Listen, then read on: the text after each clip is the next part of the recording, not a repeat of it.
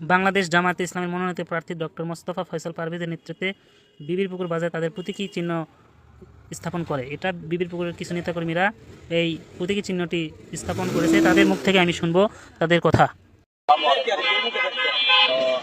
বাংলাদেশ জামায়াতে ইসলামীর উদ্যোগে যে প্রতীকটা টাঙালাম, তো আমরা ফয়সাল ভাইয়ের পক্ষ থেকে এবং ডক্টর শফিকুর রহমানের পক্ষ থেকে এই দাড়িপাল্লাটা আমরা টাঙালাম।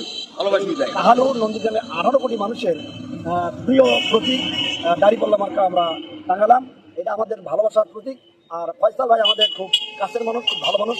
এই জন্য তার ভালোবাসাতে আমরা সাধারণ ছোট্ট একটা উপহার তাকে উপহার দিলাম। চেষ্টা করবো আরো অনেক কিছু ভালো উপহার দেওয়ার জন্য। আমরা যেন তাকে ভালো কিছু উপহার দিতে পারি। আর প্রত্যেকটা 18 কোটি মানুষের মন কারানোর প্রতীক এটা মিজানের মার্কা দাড়িপাল্লা। তো যাই হোক, 18 কোটি মানুষের মন যেন জয় করতে পারে। আপনি কি চাচ্ছেন যে জনগণের এটা হচ্ছে কাছে পৌঁছে দেওয়ার জন্য, নাকি এমনি টাঙ্গাচ্ছেন? না, এটা জনগণের মনে পৌঁছে দেওয়ার জন্য। এটা জনগণের মনের আস্থা হোক, জনগণের মনের জায়গা হোক, আর জনগণ এটা ভালোভাবে মনের সাথে মেনে নেয়, এটাই আমাদের দোয়া, এটাই আমাদের আশা।